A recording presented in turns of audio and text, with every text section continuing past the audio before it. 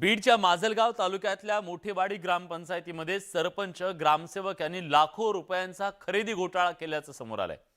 आदर्श सरपंच, आदर्श ग्रामसेवक, आदर्श गाव पुरस्कार मिळालेल्या गावातच लाखो रुपयांचा आदर्श घोटाळा झाल्याचं आता समोर आलंय आणि त्यामुळे एकच खळबळ उडाली आहे। या ठिकाणी गावासाठी विकत घेतलेलं 450 रुपयांचं वॉश बेसिन तब्बल 67,000चं दाखवलं गेलंय। शाळेसाठी 33,000चे LED टीव्ही घेण्यात आले, मात्र त्याचं बिल 1,63,000 रुपये दाखवण्यात आलं। दरम्यान गावात नागरिकांना स्वच्छ पाणी मिळावं यासाठी आरो प्लांट विकत घेण्यात आला।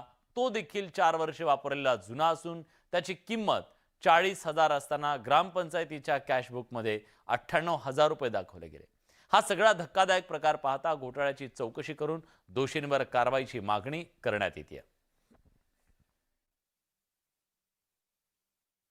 आदर्श पुरस्कार भेटला त्यावेळेस आम्हाला अभिमान वाटला, पण काही काळ लोटल्याच्या नंतर आम्ही ज्यावेळेस माहितीचा अधिकार टाकला तर त्याच्यामध्ये असं उघड आलं की ग्रामसेवक व सरपंच यांनी आदर्श ग्रामसेवक पुरस्कार भेटला, पण त्याच्यात आदर्श घोटाळा पण जास्ती प्रमाणात केला।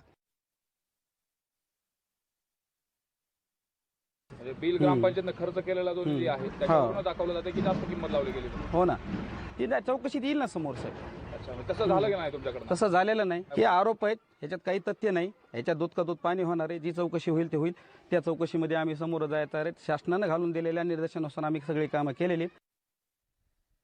यानंतर एक महत्त्वाची बातमी पुण्यातून येते। भाजपचे प्रदेशाध्यक्ष चंद्रशेखर बावनकुळे यांनी टिळक कुटुंबियांची भेट घेतलेली आहे। शैलेश टिळक आणि बावनकुळे यांच्यामध्ये चर्चा झाल्याचं कळतंय।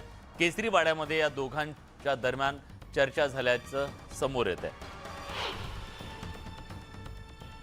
कसबा विधानसभेची पोटनिवडणूक सध्या लागलेली आहे आणि या पोटनिवडणुकीमध्ये टिळक कुटुंबीय नाराज असल्याची चर्चा रंगलेली आहे। याच दरम्यान भाजपचे प्रदेशाध्यक्ष चंद्रशेखर बावनकुळे हे त्यांची नाराजी दूर करण्यासाठी तिथं पोहोचलेले आहेत।